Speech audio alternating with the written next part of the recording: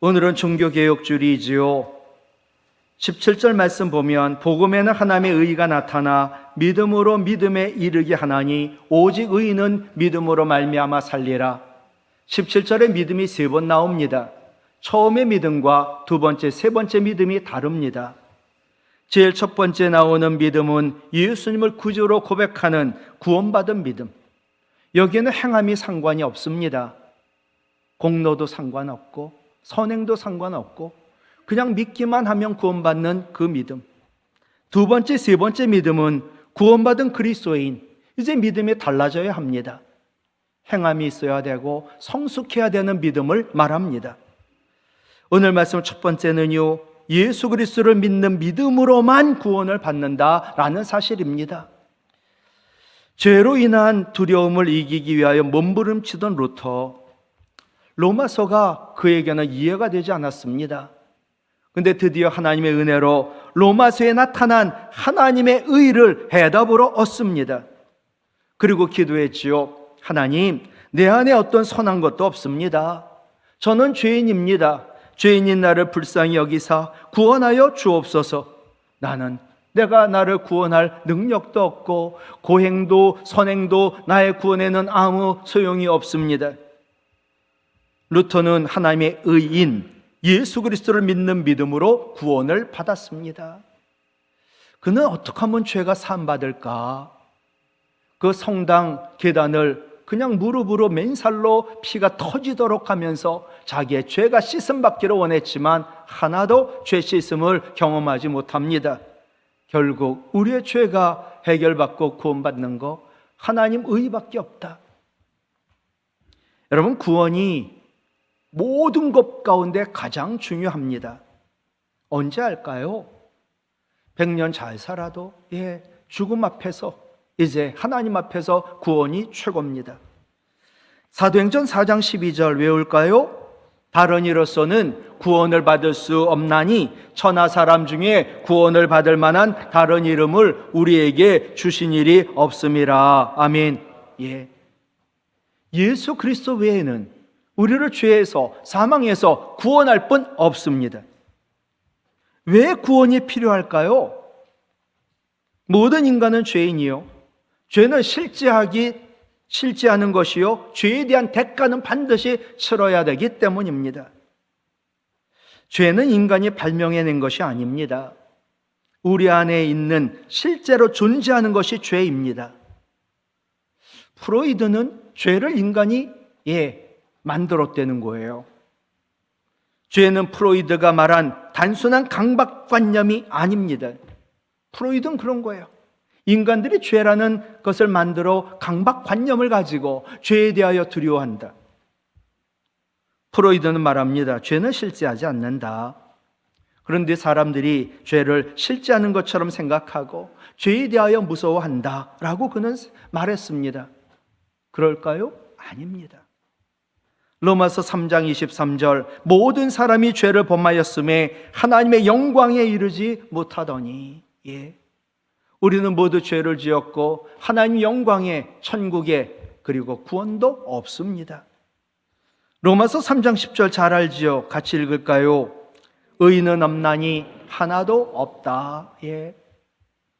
우리는 다 죄인이요, 구원받지 못하면 우리 인생은 영원히 멸망입니다. 그런데 죄라는 것은요, 점점 커집니다. 우리의 삶에 영원히 심각한 결과를 초래합니다. 실제 이야기입니다. 은나라의 지혜로운 충신 기자라는 사람이 자기가 모시는 은나라 주왕, 이 왕이 어느 날 상하 젓가락을 쓰기 시작하는 겁니다. 신하들이 했겠지요. 상하 젓가락을 보는 순간 이제 우리 왕도 은나라도 망했다라고 이분은 생각했습니다. 세상의 왕의 상하 젓가락에서 나라의 파멸을 보았다. 여러분, 상하 젓가락은요, 흙그릇과 어울리지 않아요. 그러니 그릇은 옥그릇을 써야 돼요. 옥그릇은 풍성기와 어울리지 않아요. 최고의 고기 요리를 먹어야 돼요. 산의 진미는 초가와 맞지 않아요. 따라서 구중궁궐 누각에서 먹어야 돼요. 구중궁궐이란 말 들어보셨어요? 궁궐에 가려면 9개의 어마어마한 담을 넘어가는, 그러니까 궁궐이 있는데 9번 둘러싸고 있는 거예요. 얼마나 호화롭겠어요. 궁줄 그루어 누가 돼서 먹어야 된다. 이런 방탕한 생활은 파멸을 초래한다. 하여튼 연못에 술이 뛰어다녔고요. 온통 잡기와 그리고 욕정으로 그는 딱 기자가 말한 5년 만에 주왕은 비참하게 죽습니다. 어찌 주왕만이겠습니까? 인간의 파멸도, 나라와 민족의 파멸도 그 시작은 작은 욕심입니다. 야고보서 1장 14절로 15절, 각 사람이 시험 받는 것은 같이 읽어요.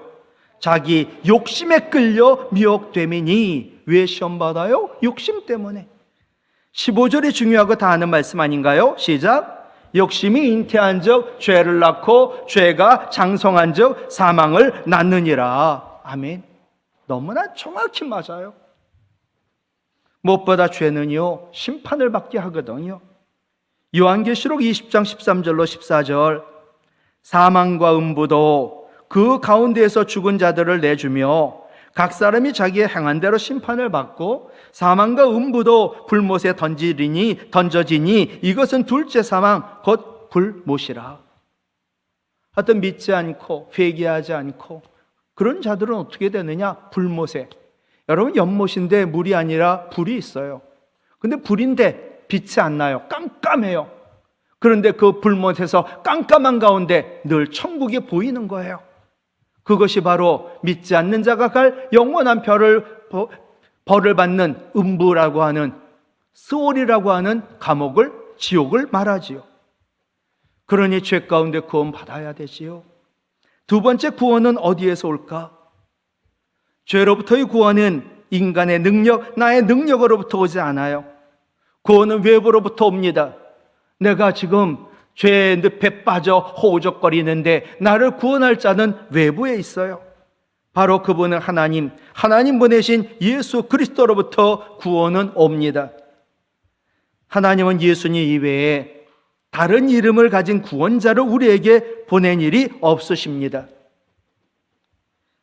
마가복음 1장 21절, 아들을 낳으리니 그 이름을 예수라 하라. 이는, 예수라는 게 뭐예요? 시작. 그가 자기 백성을 그들의 죄에서 구원할 자이심이라. 아멘. 예. 여러분, 다른 종교는요, 사람이 고행을 하든 선행을 하든 열심히 노력을 해갖고 그 신에게 도달한다고 불가능한 이야기를 하고 있고 그것을 구원의 방법이라 얘기하거든요. 다른 종교는 죄인인 인간이 구원을 찾아갑니다. 할 수도 없고 신의 경지에 올라갈 수도 없고 신을 만날 수도 없습니다. 그런데 우리는 다르지요. 하나님이신 예수님이 하늘에서 인간의 몸을 입으시고 우리를 찾아오셨습니다. 그리고 죄인인 우리를 불쌍히 여기사 죄에서 구원하여 주셨습니다. 요한복음 6장 38, 39절에 보면 정확히 말씀하세요. 내가, 예수님이 하늘에서 내려온 것은 내 뜻을 행하려 함이 아니요. 같이 읽어요. 나를 보내시니 하나님의 뜻을 행하려 함이니라. 이게 구원이죠. 계속 읽습니다. 39절. 나를 보내신 이의 뜻은 내가 내게 주신 자 중에 내가 하나도 잃어버리지 아니하고 마지막 날에 다시 살리는 이것, 바로 구원을 말하죠. 예수님이 하늘에서 이 땅에 오셨습니다. 죄인인 우리를 찾으러, 우리를 구원하러, 우리 대신 십자가에 죽으시려고, 또 사망 권세 이기고 부활하셔서 우리를 사망 가운데 구원하시려고. 여러분, 하나님 보좌 우편에는 예수님 말고는 다른 이름을 가진 존재가 있지 않습니다. 바로 예수 그리스도, 하늘과 땅의 모든 권세와 능력을 가진 자 예수님밖에 우리를 구원하실 분 없습니다. 세 번째 구원은 어떻게 받을까요? 예수님을 나의 구주 그리스도, 나의 하나님, 살아계신 하나님의 아들로 믿는 것뿐이지요. 예수님이 싫지 않은 죄로부터 나를 건져주고 죄의 심각한 결과로부터 나를 구원하여 주시기 위하여 이 땅에 육신을 입으시고 십자가에서 나의 죄를 대신 지시고 죽으시며 부활하신 유일한 구원자이심을 믿어야 합니다. 구원받으셨나요?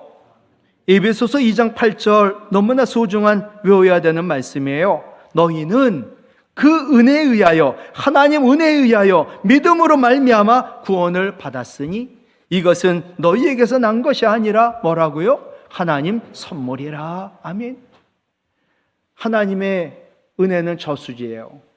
그 저수지의 구원의 물이 우리까지 오는 것이 믿음이라는 파이프라인이에요. 그래서 우리는 믿음의 파이프라인으로 그 저수지 하나님 나라에 있는 구원의 물을 마심으로 구원받은 거지요. 네 번째 구원은 누가 받을까?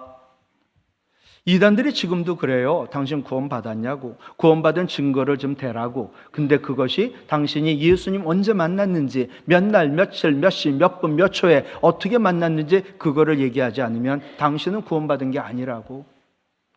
그러나 말씀드렸어요. 여러분 오후 예배 우리 시작하면서 로마서 10장 9절로 10절 이 말씀이 증거다. 같이 읽을까요? 외울까요? 시작. 내가 만일 내 입으로 예수를 주로 시인하며 또 하나님께서 그를 죽은 자 가운데서 살리신 것을 내 마음에 믿으면 구원을 받으리라. 사람이 마음으로 믿어 의에 이르고 입으로 시인하여 구원에 이르느니라. 아멘. 여러분 예수님을 주로 시인하나요?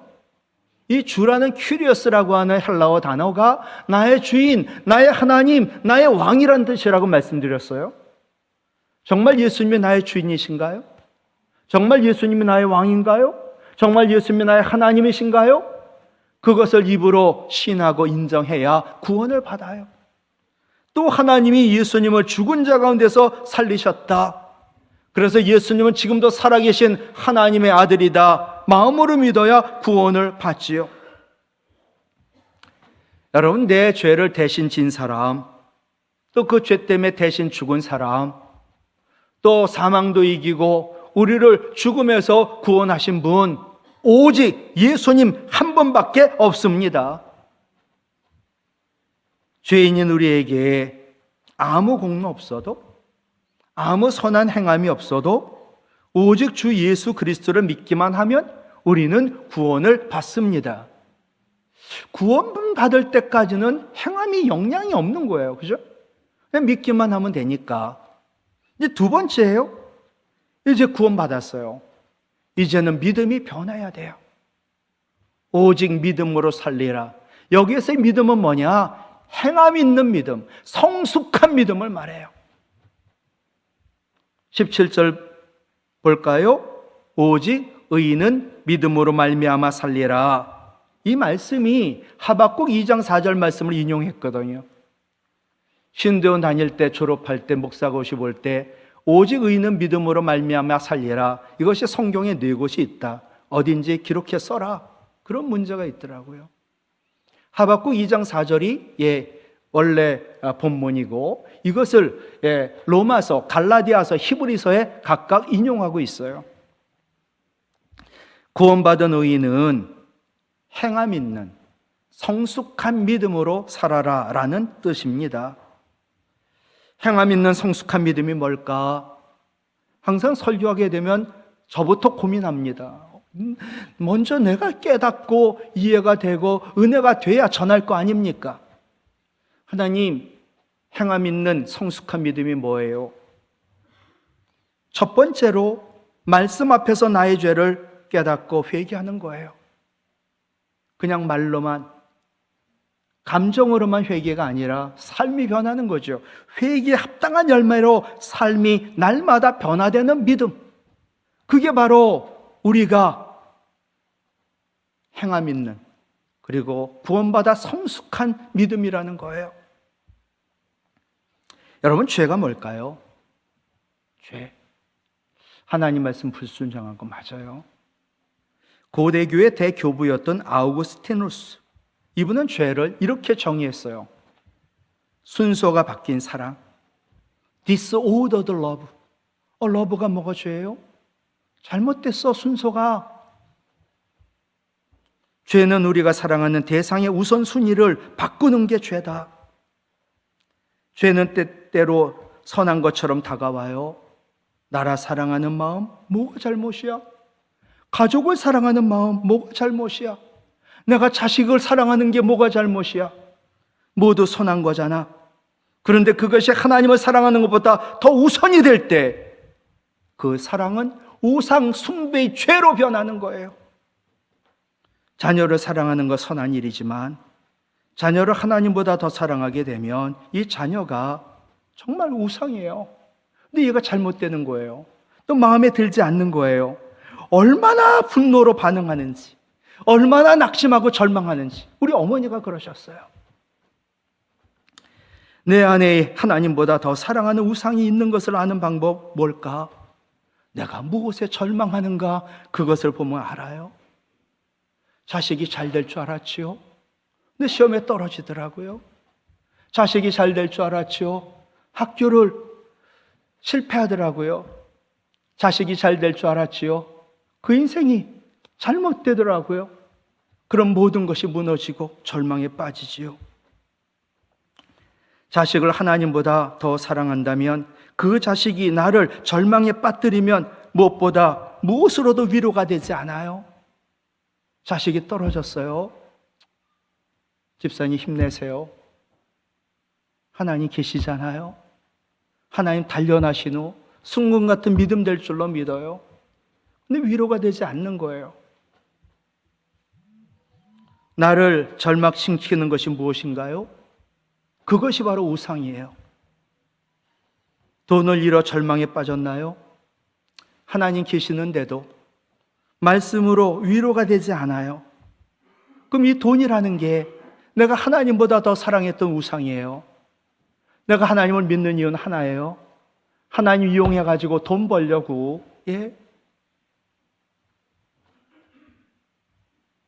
절망이 몰려왔을 때 어떻게 벗어날까요? 절망에서 회복되는 첫 단추. 나를 실망시킨 것을 하나님보다 더 사랑했다고 회개하는 것으로부터 우리의 절망이 희망이 되기 시작하는 거지요. 하나님 말씀하세요. 나 외에는 다른 신을 내게 두지 말라. 자식 사랑하십시오. 돈도 귀하게 여기십시오. 여러분의 인생도 잘 되시기 바라요. 그러나 그것이 하나님보다 우선이 되어서는 안 됩니다. 회개하라. 세례 요한이 첫 번째 선포한 외침이었고 예수님의 첫 번째 말씀이었어요. 세례 요한은 회개에 합당한 열매를 맺어라. 회개는 입으로 하는 게 아니야. 열매 맺어야 돼. 삶이 변화돼야 돼. 또 사도 요한은 계시록에서 열심을 내. 회개해. 회개하지 않으면, 변하지 않으면 망해. 교회에다 외쳤지요. 근데 소아시아 7교회가 안 그랬어요. 모두 다 망해버렸어요. 나와 우리, 그리고 우리가 모린 교회의 개혁의 시작은 하나, 회개예요. 한경재 목사님, 템플턴상을 받은 진짜 존경받는 어르신. 세상에 수상소감 말씀하라고 그랬더니 나는 신사참배를 한 죄인입니다. 이게 무슨 수상소감입니까? 세상을 깜짝 놀라게 했죠. 어떻게 이 자리에서 여러분 제가 죄인이에요? 여러분 날 모르지요? 제가 엄청난 죄인이에요. 교만이 하늘을 찌르고 정말 기도도 안 하고 말씀대로 살지 않고 사람을 미워하고 흉보고 그게 쉽겠어요? 근데 그게 행함 있는 진정한 용기 있는 성숙한 믿음이란 말이에요.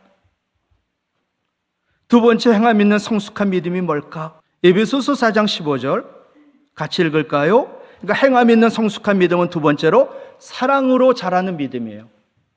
믿음이 관념이 아니라 사랑으로 자라는 믿음이 진짜 믿음이다.